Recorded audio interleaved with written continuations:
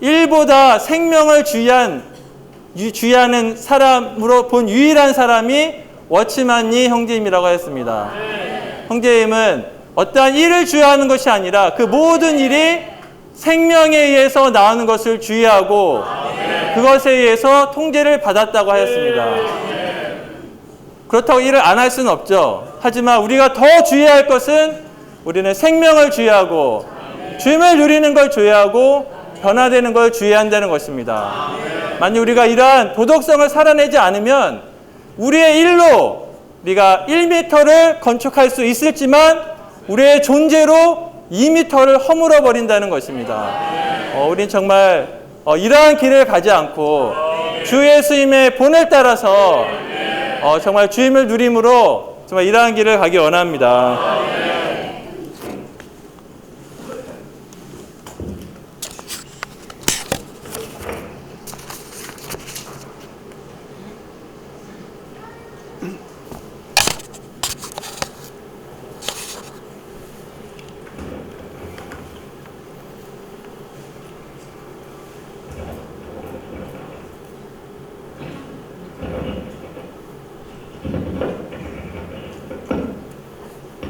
할렐루야.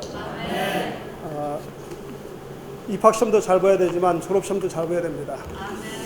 주님은 입학시험을 4장인가요? 입학시험을 보시고 20장에서 졸업시험을 보시는데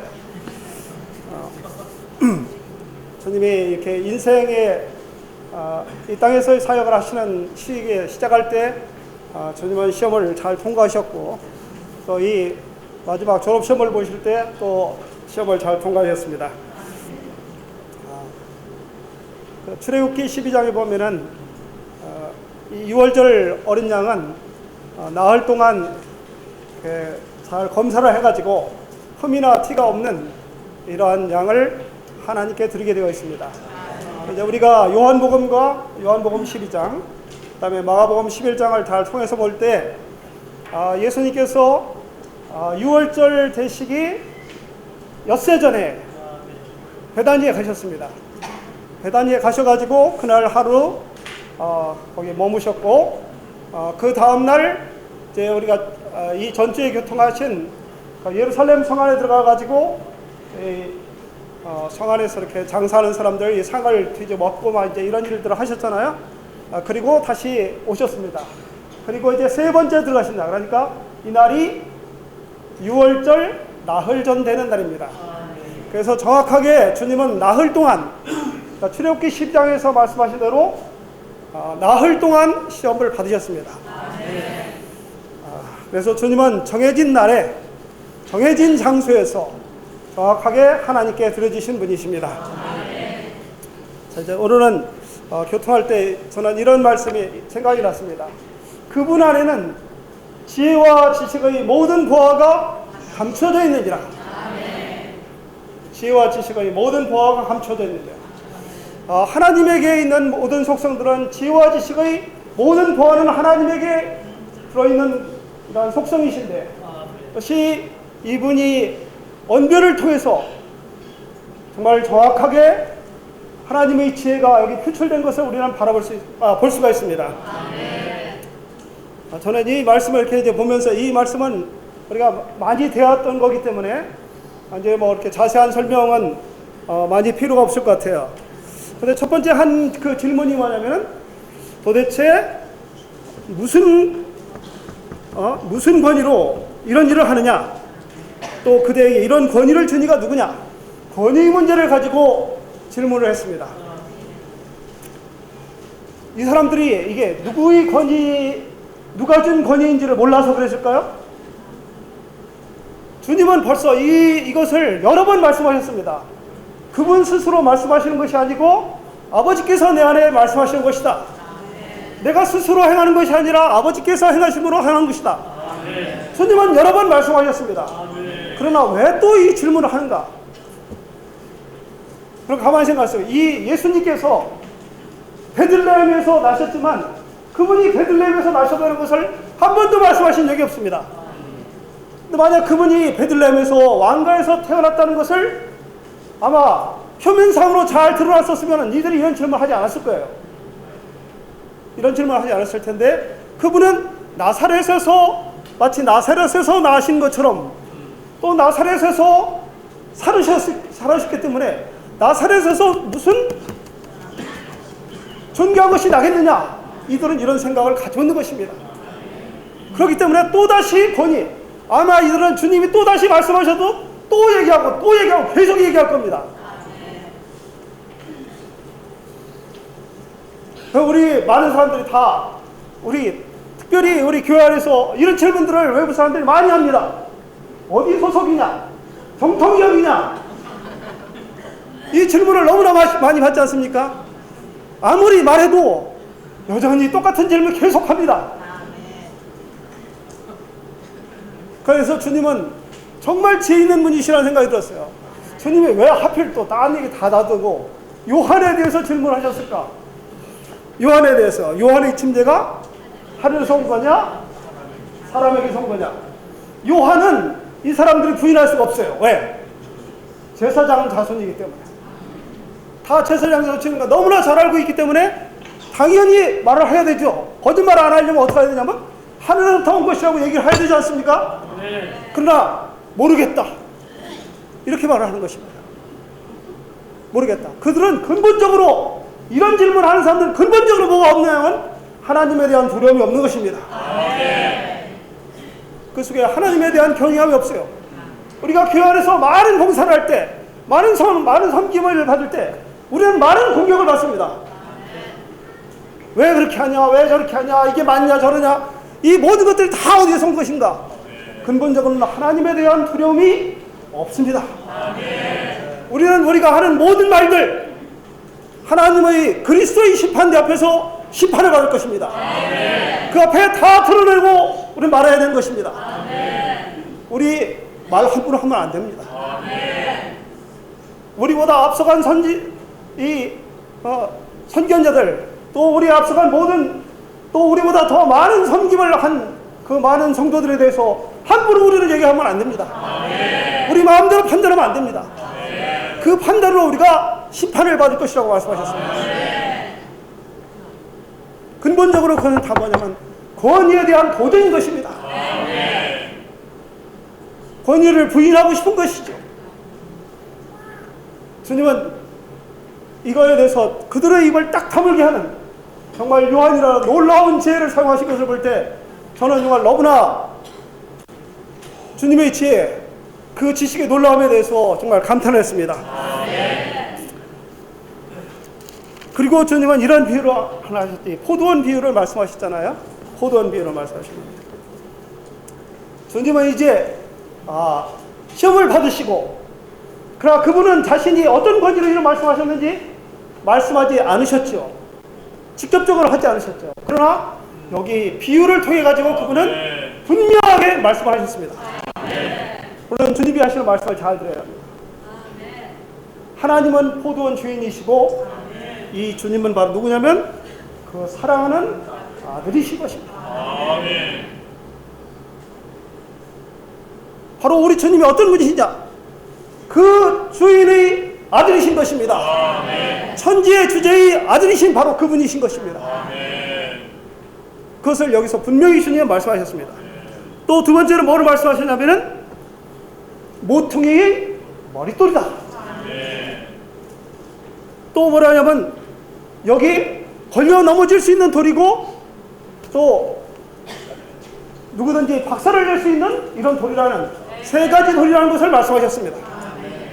자, 우리는 여기서 주의해야 될 필요가 있습니다.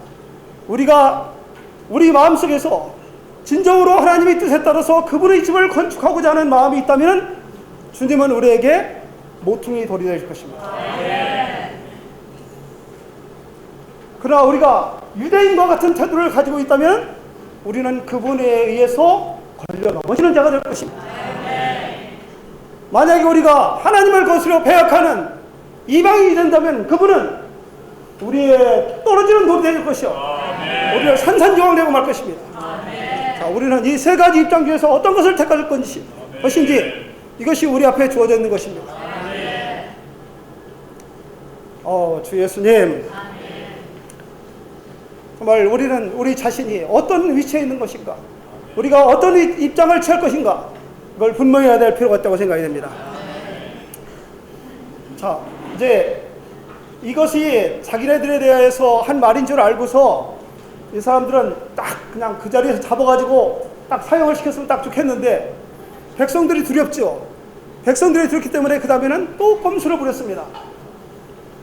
또 꼼수를 부린 것이 뭐냐면, 우리가 죽이면 안 되겠고 총독이 죽이도록 해야 되겠다, 이 생각을 한 것이죠. 그래가지고 스파이를 보냈습니다. 스파이를 보내가지고 이런 말을 했죠. 선생님은 올바르게 말씀하시고 가르치시며 사람을 외모로 받아들이지 않으시고 참되게 하나님의 글을 가르치시는 줄을 우리가 압니다. 우리가 가이사에게 세금을 바치는 것이 옳습니까? 옳지 않습니까? 이 말을 딱 한 이것은 뭐냐면요, 올바르게 백성을 가르친다면 가이사에게 세금 내지 말라고 가르쳐야 되는 거예요. 그렇게 이 사람들의 생각은 그렇습니다. 그래가지고 세금 내지 말라고 하면은 딱 가이사에게 잡혀가가지고 가이사의 통치에 의해서 죽었으면, 이렇게 생각하고서 한 질문이죠. 그렇지 않습니까? 저는 이 주님의 지혜가 정말 놀랍다고 생각이 됩니다. 자, 그러면 쇳돈 하나를 내놔보라. 쇳돈이 있겠죠. 그런데 하필 그 돈이 뭐였었냐면은 정말 주권적으로 가이사의 얼굴이 새겨져 있는 이 데나리온이었습니다. 그것을 싹 내놨잖아요. 저는 주님이 그 다음에 하신 말씀이 우리가 새겨드려야 될 것이라고 생각합니다. 자, 가이사의 것은 가이사에게, 하나님의 것은 하나님께 돌리십시오. 자, 우리는 둘 중에 하나예요. 우리는 가이사의 것인가, 하나님의 것인가? 우리가 가이사의 것입니까, 하나님의 것입니까? 아멘. 많은 사람들이 다 누구의 것이냐면은 가이사의 것입니다. 많은 사람들이 가이사의 것이라서 이 가이사가 원하는 것을 하고 가이사가 원하는 방향으로 가고 가이사의 것을 얻으려고 노력을 하고 있습니다. 그러나 우리는 다 누구를 것이냐면 하나님의 것이죠. 이 바리새인들 하나님의 것 생각하지도 않았던 사람들입니다. 근데 주님은 놀랍게 이 말씀을 한마디 더 하셨어요. 가이사의 것은 가이사에게, 하나님의 것은 하나님께로. 하나님께 드려라. 주님의 말씀은 하나님 것은 하나님께 드리라는 것이 그분의 말씀의 핵심입니다. 우리가 하나님의 것이라면 우리는 당연히 하나님께 드려야 되는 것입니다. 우리 자신이 하나님의 것이라면 하나님께 드려야 됩니다. 우리가 가진 것이 하나님의 것이라면 하나님께 드려야 됩니다. 주 예수님, 이 말씀을 들으니까 그들은 입이 딱 닫혀졌죠. 우리는 다 이러한 지혜를 가져야 될 필요가 있습니다. 이 세상의 많은 사람들은 이거 아니면 이거, 절대로 빠져나갈 수 없는 두 개의 길을 갖다가 제시하고 있지 않습니까? 이거 아니면 이거. 가이사에게 내느냐 안 내느냐, 내느냐 안 내느냐, 이걸로 OX로 대답하라고 말씀하는 거 요청하는 거 아닙니까? 우리는 이런 데 빠져들어서는 안 되는 것입니다. 우리는 선악간에 빠져들어서는 안 되는 것입니다. 옳고 그름에 빠져들어서는 안 됩니다. 우리는 하나님께 지혜를 구할 필요가 있습니다. 세 번째, 여기 사두개인이 있습니다. 이게 정말 이 사두개인들, 이제 요즘으로 말하면 모더니스트들이죠. 현대주의자들. 저는 대학 다닐 때 정말 이 현대주의자들 때문에 머리가 되게 아팠어요. 이렇게 질문을 할 때 이상한 질문만, 그리고 실현 가능성 없는 괴상한 질문을 만들어가지고 질문을 하죠. 그래가지고 7명이 다 아내를 그 형의 아내를 갖다가 아내로 취했는데, 그러면 부활의 날에는 누구의 아내가 되겠습니까? 이런 일은 있지도 않고요. 있을 수도 없는 일이에요. 근데 하여간 머릿속에서는 이렇게 그려보면은 있을 수가 있는 일이죠. 하여간 이런 것을 이 현대주의자들은 잘 생각해야 됩니다. 하여간 그래가지고 이런 질문을 자꾸 이렇게 우리한테 던지죠. 근데 주님께서 말씀하신 것이 뭐냐면요. 이런 일이 있다는 것입니다. 죽은 사람들 가운데 35절입니다.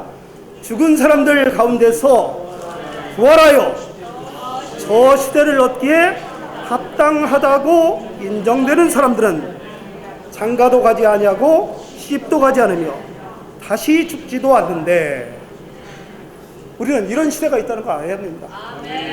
지금 이 현대주의자들은 다 지금 현재 살고 있는 것밖에 몰라요. 그러나 그들에게 주님 말씀하시죠. 이런 시대가 있다. 이런 시대가 있다. 근데 그 시대는 아무나 다 가는 것이 아니라 자격 있는 사람이 간다는 것입니다. 저 시대를 얻기에 합당하다고 인정되는 사람이 가는 시대가 있어요. 근데 거기에서는 어떻게 되냐면 장가도 가지 않고 시집도 가지 않으며 다시 죽지도 않는데, 왜냐하면 그들은 천사들과 같고 하나님의 아들들, 곧 부활의 아들들이기 때문입니다.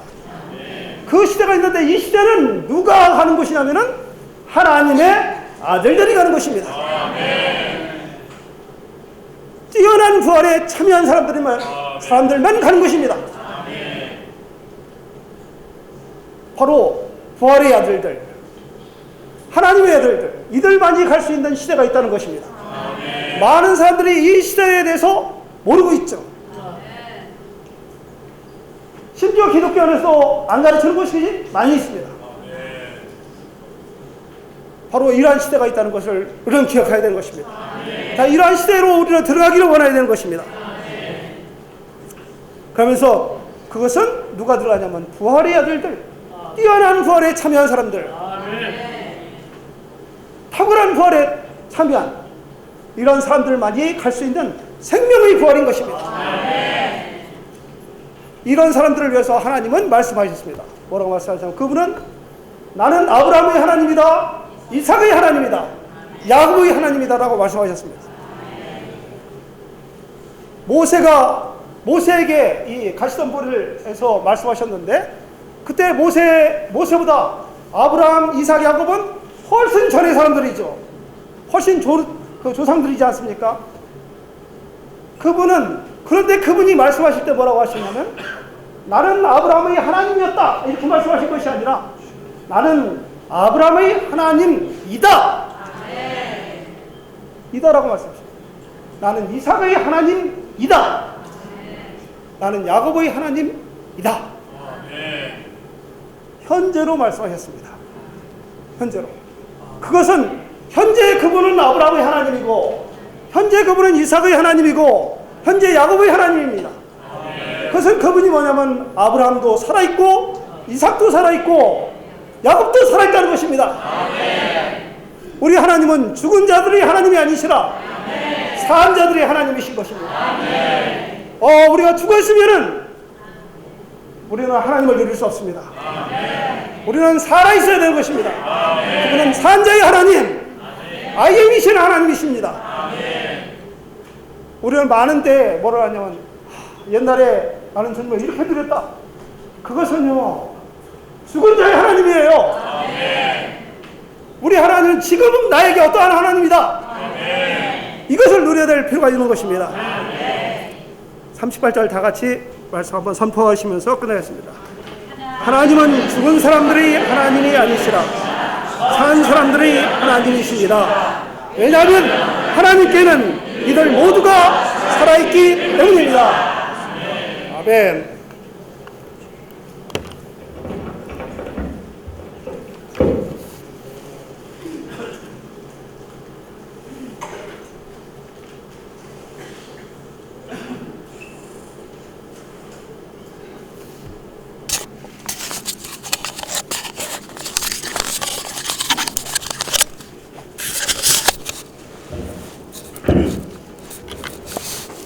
주 예수님, 아멘. 지금 우리가 오늘 다루는 내용은 마태복음에도 나오고 마가복음에도 나와 있습니다. 네 가지 질문이 있었습니다. 하나는 바로 종교 안에서의 권위 문제, 그 다음에 정치의 문제, 그 다음에 부활의 신앙의 문제, 그 다음에 네 번째가 바로 율법의 문제, 율법 중에서 가장 누가 크냐, 이 네 가지가 나오는데 누가복음 20장에서는 바로 여기서 공교롭게도 율법의 문제만 빠지고 세 개의 이렇게 질문에 대해서 답변이 나와 있습니다. 왜 그런가? 이것은 형제님의 라이프스타일에서 바로 도덕성의 관점에서 이것을 얘기하셨기 때문에 바로 율법에 대해서는 다룰 필요가 없어서 거기서 빠졌다라고 얘기하고 있습니다. 그렇습니다. 우리는 누가복음 이 부분을 볼 때 바로 다른 복음서와 비교해서 보셔야 되겠지만은 바로 이런 율법의 관점에서 우리는 볼 필요가 있습니다. 아까 우리 형제님들이 교통하신 대로 바로 주님과 그를 시험했던 사람들과 그 도덕적으로 아주 상반된 걸 볼 수가 있습니다.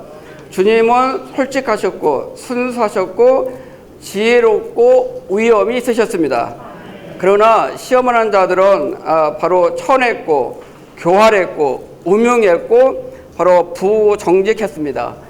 우리는 어떤 인성을 가져야 됩니까? 우리는 바로 주님의 고귀한 인성을 가져야 되는 것입니다. 주님이 갖고 계시는 그 아카시아 나무는 바로 견고한 성격과 바로 높은 수준의 표준을 갖고 계신 이런 아주 아름다운 인성을 소유하셨습니다. 제가 체험적으로 좀 느낀 것이 주님이 이렇게 많이 막 이렇게 질문을 받으셨잖아요. 바로 이게 뭐라 하냐면은 아주 책을 찾기 위해서 아주 말을 꽈가지고 아까 어디라고 그러던데 말을 비틀어가지고 이렇게 질문을 했을 때 저도 이제 보험선에 있다 보니까 이렇게 여러 군데 질문을 받아요. 질문을 받는데 주님 같은 인성이 너무나 부족하다는 걸 느낍니다. 겉으로는 상냥하게 하는데 속에서는 막 어떻게 하고 싶은 말이 있어요. 근데 제가 회사를 대표해서 그렇게 할 수는 없잖아요. 그러나 우리 주님은 그런 인성을 갖고 계시지 않는 것이 너무나 감사합니다. 저도 이런 주님의 인성으로 더 조성될 수 있기를 원합니다. 한 번은 제가 질문을 받았는데 우리 책 중에 보면은 이런 말이 있습니다. 그리스도의 몸을 알고 몸을 보고 몸을 뭐 존귀하고 이렇게 긴 문장이 있어요. 어느 분이 전화가 왔어요. 책 제목이 뭐 그렇습니까? 말도 안 되는 책 제목을 썼다고 하면서 그리스도의 몸을 알고 몸을 보고 어떻게 몸을 보고 몸을 안다는 얘기입니까? 하면서 그냥 몇 마디 하더니 탁 끊어버리더라고요. 그래서 야 모르면 가만히나 있지.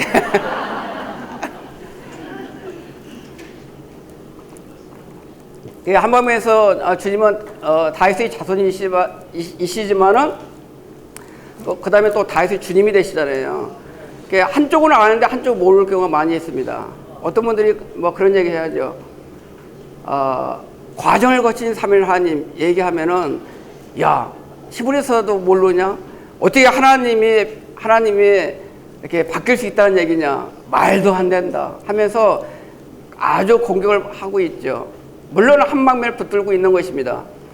주님은 바로 예나 지금이나 바로 동일하게 본질적인 면에서 그분은 변함이 없으신 것입니다.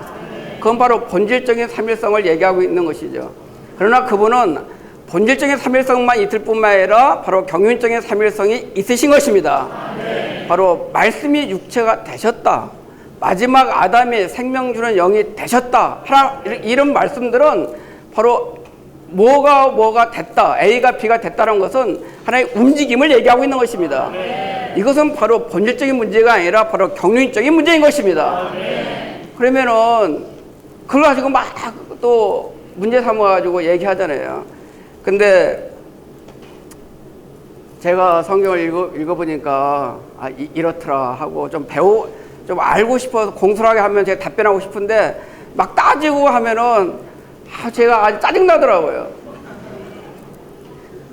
한 번은 우리가 세미나를 하는데 그 영에 대해서 요한복음 7장 39절에 있는 아직 그 영이 계시지 않더라. 그것을 앞에서 우리 강사님들이 이렇게 강을 했어요. 제가 뒤에 앉았는데 어느 목사님이 수군거렸어요. 속으로. 말도 안 되는 거 짓거린다고. 그리고 이제 저하고 이제 쉬는 시간에 이렇게 조금 잠깐 시간을 갔는데 막 공격하더라고요. 당신은 어떻게 이렇게 성경을 가르치냐고, 어떻게 성령이니 그 영이냐고 가지고 막 화를 내시더라고요. 아유, 그때 제 안에서 어떻게 해야 됩니까 이거 주님. 그래서 제가 느낄 때 모르시면 그냥 가만히나 있고 정말로 배우려고 하는 말씀이 있으면은 제가 알려드리긴 하지. 그렇게 화내면 어떻게 알려드려. 그래서 제가 이제 하나 책을 선물했습니다. 그 영이라는 책을 선물했습니다. 목사님, 제가 싫은 시간에 이거 짧은 시간에 이거 답변할 수가 없습니다. 책 한 권 이 책 읽어보십시오. 해서 제가 이렇게 했는데 아직 답변이 없습니다. 어떻든 간에 제 안의 초점은 그 질문하는 사람들한테 제 반응이 어떠냐 이거예요. 제 안의 반응이 정말 주님 같은 이런 인성을 더 갖기를 원합니다. 막 안에서 이렇게 막 짜증나고 이런 것들이 아직도 이렇게 변화된 것이 부족하다고 제가 느꼈습니다. 그 다음에 이게 아까 가장했다고 뭐 그런 얘기 하셨잖아요. 가장했다는 것은 이게 꾸미는 거잖아요. 이것은 바로 예루살렘의 원칙이 아니라 바로 바벨론의 원칙인 걸 볼 수가 있습니다. 여기 뒤에 보시면은 또 긴 옷을 46절 같은 데 보시면은 그들은 긴 옷을 입고 다니기를 좋아했다 했습니다. 이런 것들은 바로 외적으로 잘 보이기를 원하는 거죠. 그러나 우리는 그런 길을 가서는 안 됩니다. 바로 바벨론의 원칙은 계시록 18장에 보시면은 금과 은과 보석으로 치장했다 했습니다. 도금했다 했습니다. 그러나 바로 새 예루살렘은 금과 은과 보석으로 바로 조성된 것입니다. 이게 치장된 게 아니고 도금한 게 아니고 바로 그걸로 조성된 것입니다. 조성된 것만이 우리가 실제로 살아 표현할 수 있는 것입니다. 저는 꾸미는 것을 굉장히 좋아하지 않습니다. 별로 뭐 바르고 이런 거 하지 않죠. 제가 어떤 데 말씀드렸지만은 키 높이 구두 이거 뭐죠? 키 높이 구두 신으라고 해서 저는 일절 거절했습니다. 그랬더니 또 딸이 구두에다가 뭐 좀 높이는 거 뭐 이렇게 사왔더라고요. 이렇게 넣어서. 그래서 제가 그것도 거절했습니다. 그거 해도 자꾸 안 해도 작은 거 그거 다 아는데 뭐 그거 꾸미냐고요. 그거 도금하냐고요. 우리는 바로 가정할 필요가 없습니다. 있는 그대로 우리는 교회 생활을 해야 되는 것입니다. 교회 생활은 꾸미는 생활이 아닌 것입니다. 바로 우리가 주님은 금사람이셨죠. 금사람. 그러나 우리 주님은 동사람이 아니셨습니다. 많은 공자의 가르침 이런 것은 바로 사람을 동사람으로 만들어요. 금은 동할 때 동사람. 그러나 아무리 동을 닦아도 바로 금이 될 수는 없는 것입니다. 물론 흙사람보다는 낫죠. 그러나 동사람도 우리가 추구하는 것이 아닙니다.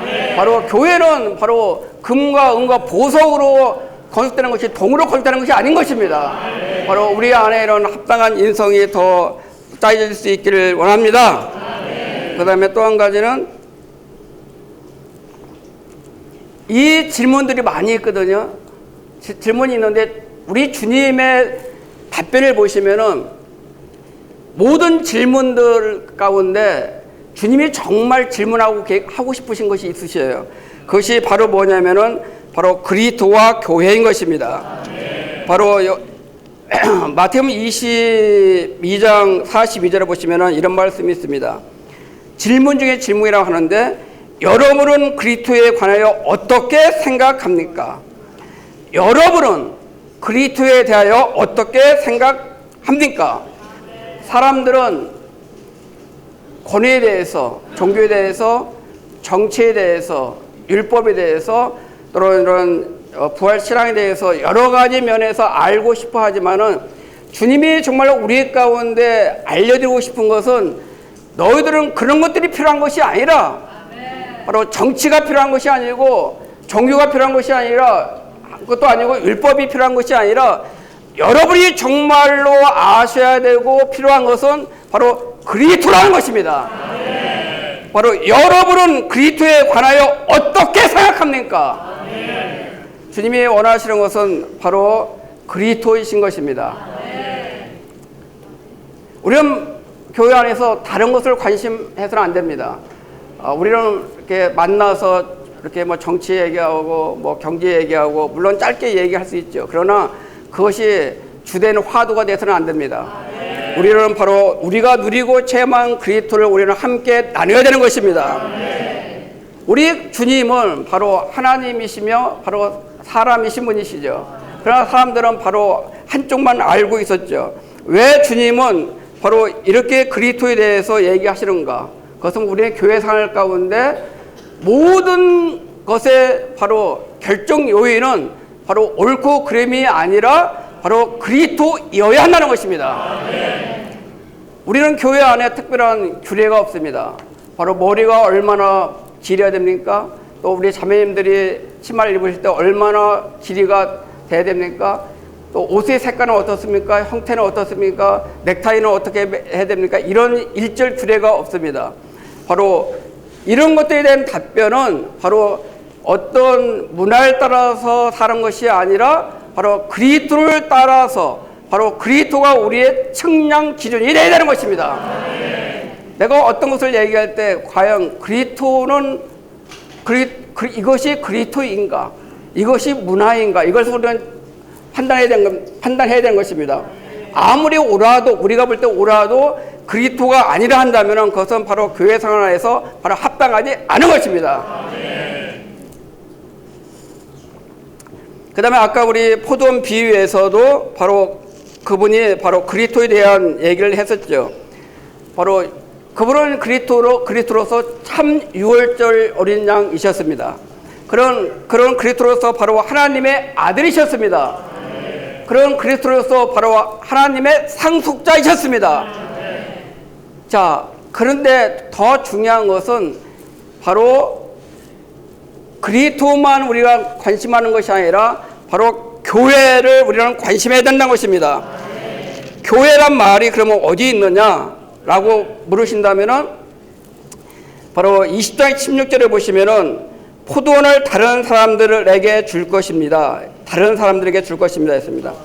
바로 앞에 있는 그 마태복음은 처음 사람의 바로 처음 왔던 농부였거든요. 근데 이제 마태복음에서는 다른 농부라 했는데 바로 다른 농부가 문자적으로 한다면은 바로 신약 시대에 있는 사도들을 얘기하고 있습니다. 그러나 마가복음 12장 9절 각주를 읽어보시면은 바로 이렇게 되어 있습니다. 건축의 이 일을 다른 사람들, 즉 교회에게 주셨다. 이것은 복음서에서 유일하게 교회에 관하여 직접적으로 언급한 것이다.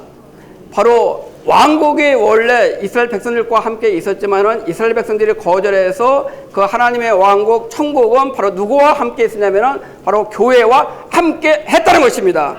그러니까 여기서 다른 사람들은 다른 것이 아니라 바로 이스라엘 백성들이 아니라 바로 신약 안에 있는 교회를 언급하고 있습니다. 그 다음에 또는 모퉁이 돌을 얘기했을 때 그 모퉁이 돌이 바로 교회를 간접적으로 상징하고 있습니다. 왜 그러냐면 바로 하나님의 건축인 교회의 모퉁이 돌이기 때문에 그렇습니다. 돌은 바로 뭘 위한 것입니까? 바로 건축을 위한 것입니다. 어떤 건축입니까? 바로 하나님의 건축물을 위한 것입니다. 오늘 시작 안에서 하나님의 건축물은 바로 교회인 것입니다. 그러니까 하나님의 답변 가운데 이런 질문 가운데 관심하신 것은 바로 그리스도를 관심하셨고 바로 교회를 관심하셨습니다. 주님이 원하시는 것은 그리스도를 우리 안에 분배하셔서 바로 그분의 피원인 교회를 얻고자 하시는 것입니다. 사람들은 많은 경우 다른 것을 관심하고 있죠. 사도행전을 읽어보시면 우리가 4장 12절에 이 말씀을 많이 우리는 애우고 있습니다. 그러므로 다른 이에게는 구원을 받을 수가 없습니다. 왜냐하면 우리가 의자에 구원받을 수 있는 다른 이름을 하늘 아래 사람들 가운데 주신 적이 없기 때문입니다. 우리가 4장 12절을 많이 관심하고 있지만은 4장 11절을 주의하는 사람 많지 않습니다. 4장 11절은 뭐라 하냐면은 이분은 건축자들인 여러분에게 아무것도 아닌 것으로 여겨졌지만 모퉁이 머릿돌이 되셨습니다. 우리가 구원받은 목적이 뭡니까? 바로 모퉁이 머릿돌이신 그리스도로 건축되기 위한 것입니다. 하나님은 우리를 구원 자체로 얻기를 원하시는 것이 아니라 구원받은 모든 사람들을 바로 그분의 건축물인 한 교회를 얻기를 원하신 것입니다. 그렇기 때문에 바로 주님의 마음 안에 있는 것은 다른 것이 있는 것이 아니라, 즉 종교, 정치, 철학, 문학 이런 데에 있는 것이 아니라 바로 그분의 경륜 가운데 그리스도와 바로 교회에 관심이 있는 것입니다. 에스겔서를 보시면은 어떤 물건을 이렇게 들여놓을 때, 성전에 드릴 때 바로 어떻게 청량했냐면은 바로 성전에 따라서 바로 청량했다 했습니다. 바로 우리 집안에 여러분 자매님들 가구를 들여놓으실 때 좋다고 무턱대고 집안에 가구 들어온 것이 아니라 그 가구와 우리 가정 사이즈에 맞지 않으면 들어놓지 않죠. 우리가 가정에서 조그만 가구를 선택할 때에도 가정 안에 그것이 조화가 되는지 사이즈가 맞는지를 따라서 그 가구를 선택할 것입니다. 맞습니다. 우리는 바로 어떤 것을 결정할 때 이것이 바로 교회에 합당한 건지에 따라서 우리는 결정할 필요가 있는 것입니다. 우리가 하는 행동이 다른 교회에게 얼마나 영향을 끼칠 수 있는가, 내가 하는 것이 교회에 어떤 영향을 줄 수 있는가에 따라서 우리는 합당하게 판단할 필요가 있습니다. 많은 사람들은 바로 옳고 그름에 빠졌죠. 그러나 우리 주님만이 옳고 그름에 빠지지 않습니다. 자, 우리는 교회 생활에서 이것이 옳습니까? 저것이 옳습니까? 그러죠. 우리는 여기서 극히 주의하셔야 됩니다. 시간 관계에서 짧게 말씀드리자면 요한복음에 보시면은 바로 4장에 보시면은 우리 조상들은 이 산에서 예배하였는데 당신들은 어디서 했습니까? 예루살렘입니까? 그리심산입니까? 이렇게 묻죠. 그러나 주님은 예루살렘도 아니고 그리심산도 아니고 하나님은 영이시니 바로 예배하는 자가 영과 실전에서 예배라 했습니다. 바로 사람들의 관심은 이 산이냐 저 산이지만 주님은 이 산도 아니고 저 산도 아니고 사람 안에 영이 있다는 것과 바로 우리의 실제이신 바로 그리스도로 예배를 하는 것입니다. 요한복음 8장에 보시면은 바로 한 가늠하다 잡힌 여인이 있었죠. 율법에 따르면은 이 여인을 돌로 쳐 죽이라 했는데 선생님은 어떻게 생각합니까? 했죠. 돌로 쳐 죽여야 됩니까? 죽이지 말아야 됩니까? 그러나 바로 주님은 그곳에서 빠져나가셨습니다. 너희 가운데 먼저 죄가 없는 자가 먼저 돌로 치라 했습니다. 바로 치야 됩니까? 치지 말아야 됩니까? 요한복음 9장에 보시면은 바로 소경 태어날 때부터 소경으로 태어난 사람이 있었죠. 바로 이 소경으로 태어난 것이 저 아기 잘못입니까? 부모 잘못입니까? 엄마 잘못도 아니고 부모 잘못도 아니고 아기 잘못도 아니고 하나님의 영광을 나타내기 위해서 그렇다 했습니다. 11장에 보시면은 나사로가 죽었잖아요. 왔죠. 그러니까 마르다가 막 원망했습니다. 당신 조금만 빨리 오셔서 여기에 계시더라면 우리 오라비가 죽지 않았는데, 주님은 시간이 빨리 오느냐 늦게 오느냐 그 문제가 아닙니다. 바로 주님이 답변한 것은 내가 부활이라고 얘기하고 있습니다. 모든 것은 바로 장소의 문제도 아니고 시간의 문제도 아니고 원인의 문제도 아니고 이유의 문제도 아니고 바로 우리가 바로 결정할 요인은 바로 그리스도이십니다. 또한 그리스도의 확대인 바로 교회인 것입니다. 그리스도와 교회가 이 질문과 답변에 있는 내재적인 내용인 것입니다. 우리는 교회 생활 가운데서 이런 외적인 것에 의해서 좌지우지 되지 말고 우리 안에 그리스도와 교회가 우리의 중심 이상이 되기를 원합니다. 1116장 1절부터 4절까지만 보겠습니다.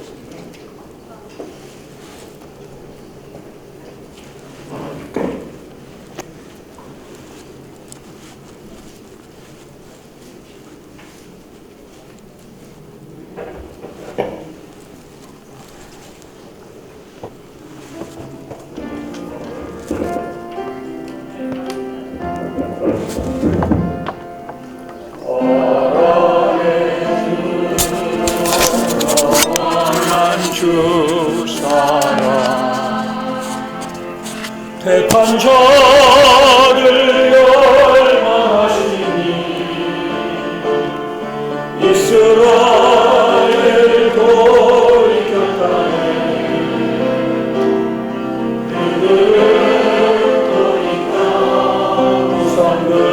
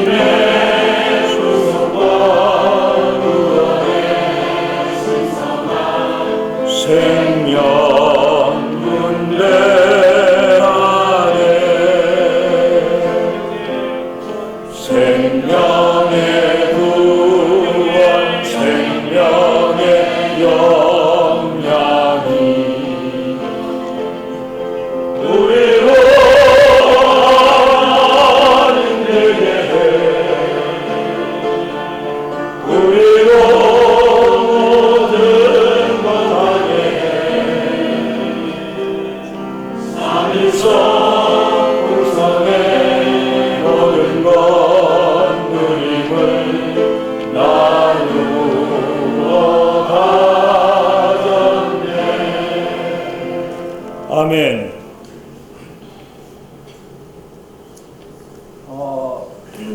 이 20장에서는 아까 우리 형제님들이 교통하신 대로 그분이 유월절 양으로서 아무런 흠이 없다는 것을, 우리를 구속하기 위한 구속주로서 흠이 없는 어린 양이라는 것을 시험받는 유대의 지도자들, 각 방면의 지도자들과 또 이제 다음 장에 계속되는 로마의 정치가들, 또 헤롯, 이러한 사람들에게 철저하게 주님은 시험을 받으십니다. 오늘은 첫날 4일을 시험받는 첫날의 시험에 4가지의 그들이 한 질문과 주님의 질문 중에 질문인 이명재님이 마지막으로 교통하신 그리스도를 누구라고 하느냐, 이러한 질문이 4가지 첫째 날의 시험에 주된 내용입니다. 여기에서 주님은 커다랗게 3가지 신분으로서 우리에게 계시되고 있는데, 그분은 유월절 양으로 20장에 계시됩니다. 그분은 아무런 흠이 없는, 사람들이 이런저런 방면으로 그분의 어떠함을 책잡으려 했지만 그분은 온전하고도 완전한 유월절 양이셨습니다. 그러나 여기에서 이러한 지도자들의 한가운데서 이런저런 질문을 받고 계신 이분은 또한 누구셨습니까? 하나님이셨습니다. 하나님이 테스트를 받고 있는 거예요. 이게 3중에 어떠함이 나타나죠? 그분은 어린 양으로, 그분은 하나님으로, 또 사람으로, 하나님 사람으로, 어린 양 하나님 사람으로 그들 가운데서 테스트를 받고 있는 것입니다. 한번 생각을 해보십시오. 여기서 우리 주님의 그 뛰어난 사람의 미덕과 신성한 속성으로 높여진 이 놀라운 최고 수준의 도덕성이 다 계시되고 있죠. 근데 더 우리를 놀라게 하는 것은 시험하고 있는, 테스트하고 있는 그 사람들이 피조물이었다는 것입니다. 그러나 테스트를 기꺼이 받으시는 분은 누구셨습니까? 하나님이셨습니다. 하나님 사람이신 그분이 기꺼이 테스트를 받는 것, 이것이 바로 최고 수준의 도덕성을 나타내는 것입니다. 우리는 사람이 이렇게 뭔가 이렇게 대화를 하다가 학문적으로 많이 아는 사람, 아주 정통한 사람이 아무것도 잘 모르는 사람이 이렇게 질문하게 되면 참 가소롭죠. 저는 이제 그러한 대화를 이렇게 들은 적이 있는데, 여기 우리 교수와 선생님도 있지만, 학생이 뭘 좀 알고서 질문하면 그게 좀 격이 맞는데, 조금 아는 걸로 아주 또 이기려고 하고 막 이렇게 도전할 때 그건 참 정말 가소로운 거죠. 그러나 여기 주님이 받으신 질문은 창조주로서 피조물에게 받으신 거예요. 얼마나 놀라운 도덕성입니까? 가장 최고 수준의 도덕성을 사신 하나님 사람이신 흠없는 어린 양이신 그분이 과정을 거치셔서 지금 우리의 영 안에, 믿는 이들의 영 안에 영접되셨습니다. 우리는 하나님 사람의 이 어떠함을 볼 때 아마 하나님은 뭐 이렇게 좀 그냥 이름 조그맣게 이렇게 있을 거예요. 근데 사람은 굉장히 커요. 이게 잘 안 보이는 사람도 있어요. 이게 어떤 사람은 거의 안 보여요. 이 점으로나 이렇게 구원은 받았지만 하나님의 어떠한 그 놀라운 생명이 뿌려는 졌지만 생활 가운데, 시험 가운데, 질문 가운데 여러 종류의 환경을 만날 때 하나님이 찾아보기가 힘들어. 그 말하는 반응과 태도와 표현이 많은 경우에 이게 너무나 커요. 그래서 우리는 오늘 아까 우리 권영재님이 강조한 그 부분을 제가 형제님 시간이 제한돼서 그냥 넘어갔는데 그 부분을 좀 강조하고 싶습니다. 34절, 35절 이것이 뭐냐면 부활이 없다고 주장하는 사두개인들 오늘날로 말하면 현대주의자 많이 논리를 따라서 생활하고 있는 많은 학자들에 비유할 수 있어요. 많은 요즘으로 말하면 아주 발달된 지식을 갖고 있는 그러한 사람들이죠. 이 사람들은 부활을 믿지 않습니다. 그래서 예수님을 어떻게 해서든지 걸고 넘어가려고 연구에 연구를 거듭해서 나온 말이 뭐냐면 우리 중에 치명제가 있었는데 이스라엘의 풍습에 보면 예수님이 하나님이 명하셨어요. 만일 형이 후사가 없이 죽으면 동생이 그 형수와 결혼해서 반드시 형을 위한 기업을 이어야 한다. 이것이 이 유대인들 가운데는 아주 유명한 전통입니다. 형사취후라는 형이 죽은 다음에 형사취수 형수를 취하는 이 하나님의 법에 근거한 그러한 전통이죠.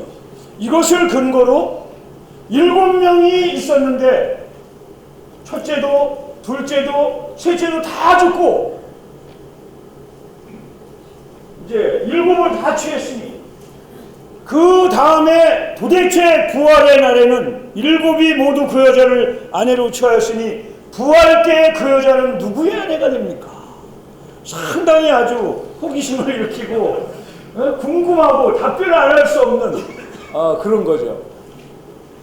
우리 가운데는 부득불한 경우 또는 하나님의 환경적인 안배 가운데 재혼하시는 분도 있고 또 어떤 분은 3번 결혼하시는 분도 있고 미국에 가면 4번, 5번 결혼하는 분도 있습니다. 도대체 부활의 날에 누구의 아내가 되는 것입니까? 이것이 뭡니까? 사람의 생각이에요. 교회가 어떠한지를 몰라서 교회는 이 땅에 존재하지만 이 시대에 이 땅에서 살고 있지만 교회는 전적으로 하늘에 속한 것이요 영적인 것이요 새 천지에 속한 것입니다. 그러므로 교회 안에서 우리는 그리스도 이에 많은 것이 우리의 화제가 될 필요가 없습니다. 다만 우리의 아이는 축복하고 기뻐하고 많은 경우에 저도 우리 아버님이 먼저 우리 아버님의 우리 형제가 6형제인데 위에 세 형제님은 우리 여기 둘째 형이 계시지만 먼저 어머님이 계셨어요. 돌아가셨습니다. 우리 아버님은 재혼하신 거죠. 우리 아버지가 재혼을 안 했다면 제가 어떻게 여기에 있겠습니까? 사람은 모르는 거예요. 그러므로 하나님을 아는 사람은 함부로 말하지 않습니다. 어떤 환경이 있을 때 어떤 지체들 가운데 사건이 벌어졌을 때 정말로 하나님을 체험한 사람은 함부로 평가하거나 말하지 않습니다. 우리 모두 다 이러한 것들을 배울 수 있기 원합니다. 이때 주님의 답변 중에 참 아름다운 이 말씀이 34절입니다. 예수님께서 그들에게 말씀하셨다. 이 시대의 아들들은 장가도 가고 시집도 가지만 이 시대의 아들들이 있다는 거다. 이 시대의 아들들은 어떻게 그냥 생겨났어요. 우리 다 이 시대의 아들들 아닙니까? 이 시대에 살고 있고 이 세상에 살고 있어요. 그렇죠. 다 이 시대, 이 세상 사람들이에요. 그러나 머지않아 우리는 이 세상 사람이 아닐 수 있습니다. 이 세상에서도 제가 이제 이 집회가 끝나면 이 넥타이를 검은색으로 가로매고 이제 장례식장을 또 갑니다. 이승과 저승이 있어요. 이 세상 사람들도 말하기를 이승에서는 그렇게 살았지만 저승에서는 잘 되거라, 이런 말을 하죠.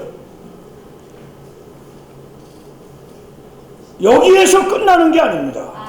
우리 주님이 친히 말씀하시기를 이 시대의 아들들은 장가도 가고 시집도 가지만 죽은 사람들 가운데서 부활하여 저 시대를 얻기에 합당하다고 인정되는 사람들은, 다시 말하면 부활의 때에는 장가가고 시집주는 게 없는 거예요. 그때는 김영인 자매가 더 이상 제 아내가 아닙니다. 다 천사들과 같고 하나님의 아들들 같고. 자, 문제는 아까 고현재님이 강조하신 오는 시대를, 저 시대를 얻기에 합당하도록, 그 시대에 들어가도록 얻기에 합당하도록 인정받느냐 못 받느냐, 이거는 크나큰 경고입니다. 죽고 끝나는 게 아니에요. 한 번 죽는 것은 사람에게 정하신 하나님의 명령이지만 죽은 다음에는 반드시 심판이 있습니다. 그렇기 때문에 바울 형제님은 그 첫째 부활에, 뛰어난 부활에 바로 하나님의 왕국에 들어가도록 자격을 얻기 위하여 필사적으로 다름박질할 것입니다. 교회 생활 그냥 설렁설렁하다가 그 시대에 부활의 아들들의 누리만에 들어가리라고 생각하면 안 돼요. 여기 앉아 계신 많은 분들 중에 많이 들어가시겠죠. 위로가 되실 겁니다. 얼마나 들어갈지는, 자격을 그 뛰어난 부활에 얻을지는 모르고, 아마 많은 사람들이 바깥 어두운 데 내어 쫓겨져. 구원 받았음에도 불구하고, 이 놀라운 하나님의 생명을 받았음에도 불구하고 하나님을 따라 살지 않고, 하나님을 중심 삼지 않고 교회 생활 가운데 그리스도를 얻는 방식으로, 그리스도를 확대하는 방식으로 나의 존재 각 부분에 침투되는 방식으로 열어드리지 않고 계속 내 방식대로 산다면, 아마 우리가 누가복음 16장에서 추구한 대로 그 나사로와 부자가 운명이 갈리는 거예요. 이 세상에서는 호화로이 날마다 연락하고 살지만 그 오는 저 세상에서는 슬피 울며, 이를 가는 정도가 아니라 여기는 막 그냥 이 뭐죠? 뭐 이 물방울이라도 찍어다 뭘 찍어달라고 그러지? 손에다가 이 물을 찍어다가 내 혀를 좀 서늘하게 해달라고 할 정도의 그러한 누림이 있다는 거예요. 그래서 아브라함은 이렇게 말했습니다. 너는 그렇게 말했더니, 너는 살았을 때 너는 좋은 것을 누렸다. 누리고 싶은 대로 다 누렸다. 나사로는 거기서는 가진 고통을 겪었지만 여기서는 그 분복을 누리고 있는 것이다. 이게 다만 밖에 보이는 물질적인 한계에서 잘 먹고 잘 살았다는 얘기가 아니라, 무엇이 잘 먹고 무엇이 잘 사는 것입니까? 아들, 딸, 손자 잘 낳고 직장 잘 잡고 이게 잘 사는 것일까요? 아닙니다. 이 땅에서 진실로 잘 사는 것은 저 세상에서 오는 그 시대에 들어가도록, 하나님의 왕국에 들어가도록 자격을 얻는 방식으로 사는 게 잘 사는 거예요. 어떤 형제가 문자가 왔어요. 형제님, 저도 돈이 없고 자매도 돈이 없습니다. 참 어떻게 해야 될지를 모르겠습니다. 제가 답변을 보냈습니다. 가난한 것이 축복입니다. 잘 모를 거예요. 돈이 없으면 기도하면 되는 거예요. 돈이 없어도 생각은 많이 하고 머리는 많이 쓰지만 하나님과 연결하려고 하지 않습니다. 많은 오해와 비방이 있을 때 우리는 하나님과 연결함으로 이 놀라운 하나님 사람이 우리 안에 살고 계시기 때문에 모든 말을 통하여, 일을 통하여, 사건을 통하여 이 놀라운 그리스도를 얻는 것입니다. 이게 정말 잘 사는 거예요.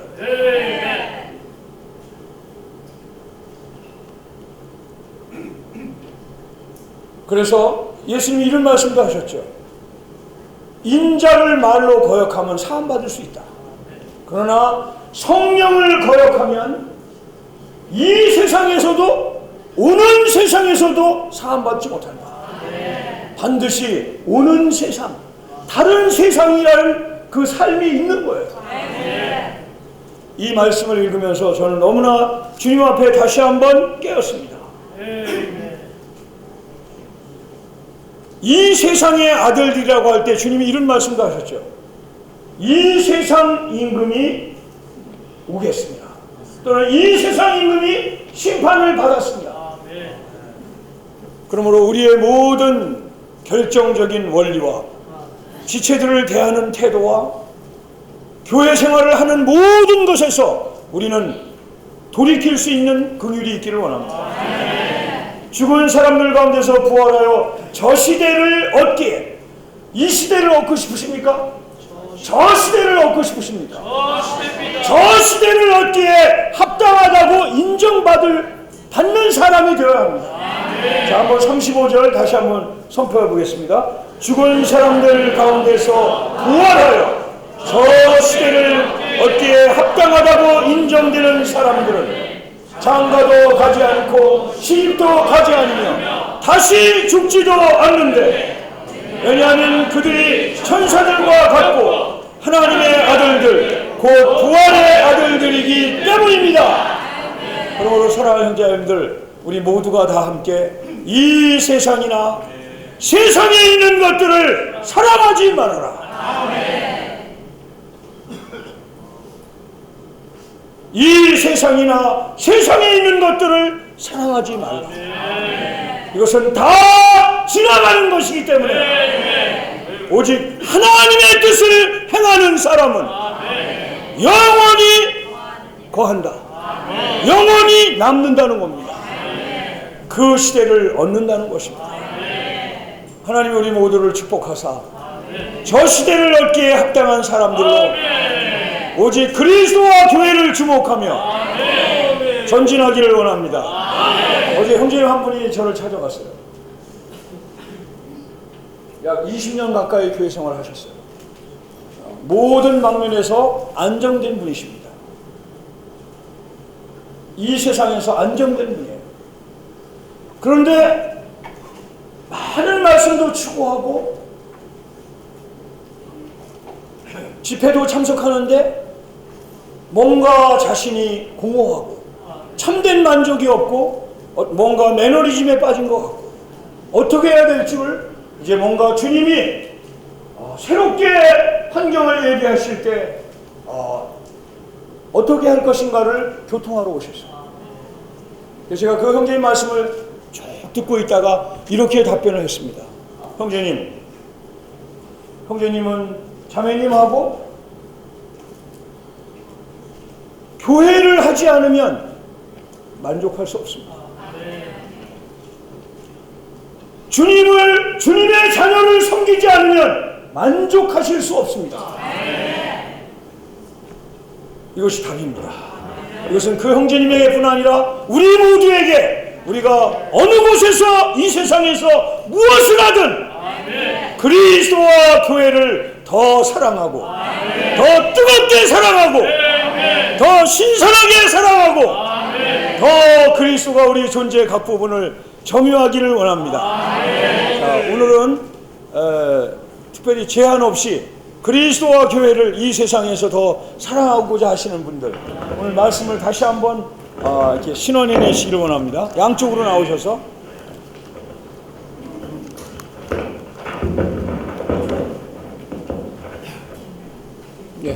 양쪽으로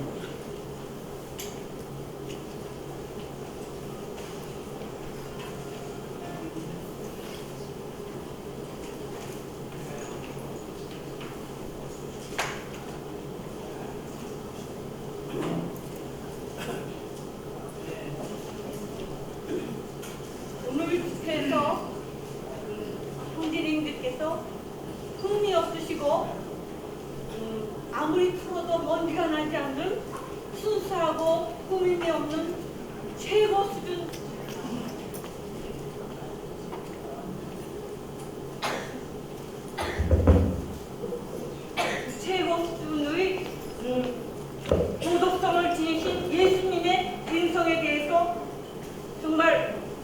쉽게 설명하여 주셨습니다. 변화된 인성이 오히려 힘이고 참된 건축이 되며 그분 안에는 놀라운 지혜와 또 지식의 보화가 감춰져 있다고 알려주셨습니다. 산자의 하나님이신 아이엠이신 하나님을 찬양합니다. 제가 어느 병원에 걸려있는 기도문이 하도 좋아서 뵙게 왔습니다. 하나님, 때때로 병들게 하심을 감사합니다. 인간의 약함을 깨닫게 해주시기 때문입니다. 고독하고 외로운 것도 감사합니다. 그것은 하나님과 가까워지는 기회가 되기 때문입니다. 일이 계획대로 안 되도록 틀어주신 것도 감사합니다. 그래서 저의 교만에 깨지기 때문입니다. 돈이 떨어지고 사고 싶은 것도 마음대로 못 사게 하신 것도 감사합니다. 눈물 젖은 빵을 먹는 심정을 이해하기 때문입니다.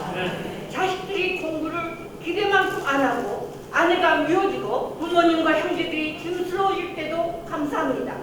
그래서 그들이 저의 우상이 되지 않게 하기 때문입니다. 때로는 허물을 느끼지 않고 때로는 몸이 늙고 아프게 하심도 감사합니다. 그러므로 인하여 영혼을 사모하는 마음을 가지게 때문입니다. 우리와 부정이 득세하는 세상에 태어난 것도 감사합니다. 하나님의 의를 사모하기 때문입니다. 제게 저를 비방하는 사람들이 있게 하여 주심도 감사합니다. 그럴수록 더욱 겸손해지고 더욱 노력하기 때문입니다. 오늘 밤 잠머리 못 이루고 뒤척이게 하신 것도 감사합니다. 그래서 병들고 고통받는 이웃들을 위해 기도할 수 있기 때문입니다. 그럼에도 불구하고 제게 감사할 수 있는 마음을 주신 것을 더욱 감사합니다. 국민으로 교회안에서 그리스도와 교회라는 이상을 보았음을 감사합니다. 저는 요즘에 이 아카시아 나무를 너무나 누립니다. 아카시아 나무는 하나님의 증거를 위한 기본 실질입니다. 또한 하나님의 움직임도 이 아카시아 나무에 달려있는 것입니다. 이 아카시아 나무는 바로 영과 성경과 높은 표준을 지니신 그리스도의 인성을 상징하는 것입니다. 그래서 이런 놀라운 그리스도 한분을 우리가 누리고 체험하는 것입니다. 우리가 만약 이분을 체험하고 누린다면 우리 가운데 증거가 나타날 것이고 또한 우리를 통한 주님을 움직이실 수 있을 것입니다. 아까 그 찬송을 하다가 우리가 교회 생활하면서 주님을 여전히 육체로 알고 그분 자신에 대해서 잘 모릅니다. 제 자신이 그러한 사람이라고 최근 주님께 많이 말씀드립니다. 체험한 것이 너무나 좋기 때문에 그리스도의 인성에 대해서 우리가 잘 알지 못합니다. 정말 이 남은 교회 생활 동안 이 한분을 필사적으로 추구하고 이분을 체험해야 합니다. 그럴 때 전체적으로 우리가 그분의 표현이 되고 또한 그분은 우리를 통해서 움직이실 수 있을 것입니다.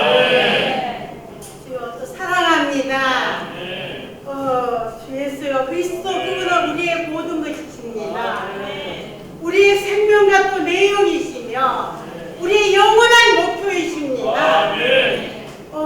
주 예수님 그분이 그리스도의 인성을 볼 수가 있습니다. 그분의 인성이야말로 순수하며 온전히 하나님께 점유되었으며 주여 정말 또 그리스도와 교회를 깊이 사랑하셔서 이것을 우리에게 분배하시기 위하여 시험 받으시고 세도